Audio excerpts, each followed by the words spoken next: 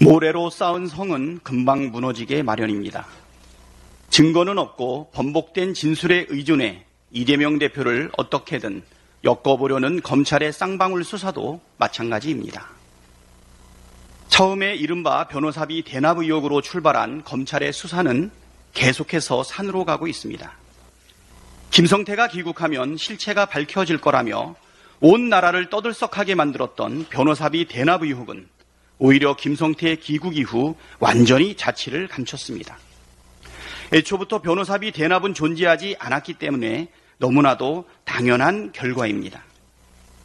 그런데도 검찰은 이재명 죽이기를 포기하지 않습니다.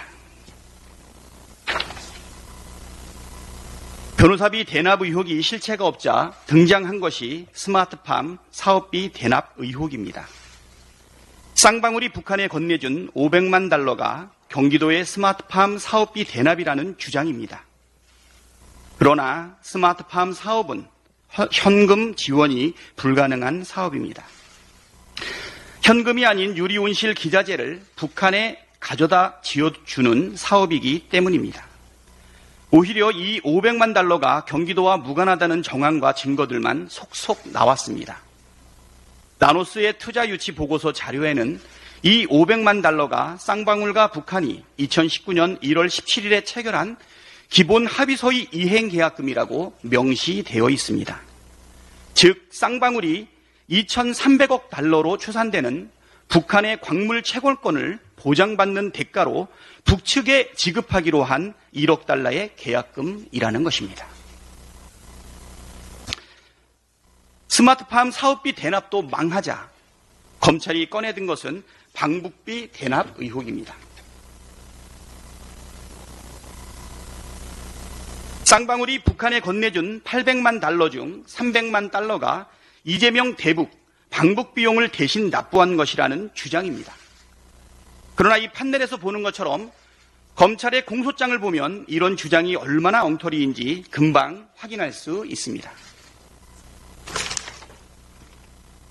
검찰이 제시한 김성태 전 회장과 이화영 전 부지사의 공소장을 분석해보면 돈을 주게 된 과정, 돈 준 시점, 돈 준 장소, 돈 받은 사람 등 가장 기본적인 사실관계조차 하나도 들어맞지 않습니다. 정말 검찰이 작성한 것이 맞나 싶을 정도로 기본도 갖추지 못했습니다. 김성태 전 회장이 이재명 대표와 친분이 있었다는 검찰 주장도 황당합니다.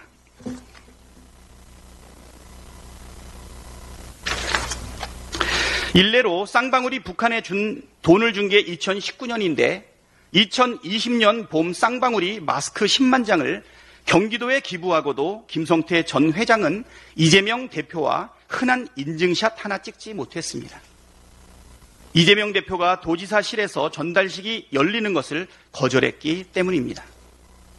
김성태 전 회장이 선뜻 800만 달러를 대신 내줄 정도로 친분이 있는 관계였다면 이재명 대표가 몇 달 뒤에 전달식을 거절했겠습니까? 그 외에도 김성태의 주장을 이야기하고 있는 내용들이 많이 있지만 하나도 그대로 적용되지 않고 있습니다.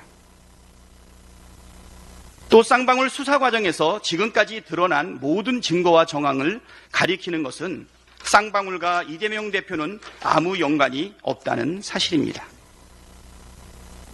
그런데도 검찰은 번복된 진술에 의존하며 제1야당 대표를 범죄자로 조작하는 데 혈안이 되어 있습니다. 진술 번복의 배경을 의심하게 하는 정황도 한둘이 아닙니다. 귀국 전과 귀국 후의 김성태 진술이 완전히 달라졌는데도 공교롭게도 경찰은 김성태에 대해 봐주기 기소를 했습니다. 국가보안법 및 특경가법 위반보다 형량이 가벼운 외국한 거래법으로 기소를 했고 주가 조작 혐의에 대해서도 솜방망이 기소를 했습니다. 구속영장에 있었던 남북교류협력법 위반 혐의도 공소장에는 뺐습니다. 수사는 답을 정해놓고 진술을 꿰어 맞추는 것이 아니라 증거를 토대로 사안의 실체를 밝히는 것이어야 합니다. 증거도 없이 진술에만 의존하는 것은 수사가 아니라 조작입니다. 검찰이 해야 할 일은 조작이 아니라 수사입니다. 검찰이 소환해야 될 사람은 이재명 대표가 아니라 주가 조작 증거가 차고 넘치는 김건희 여사입니다.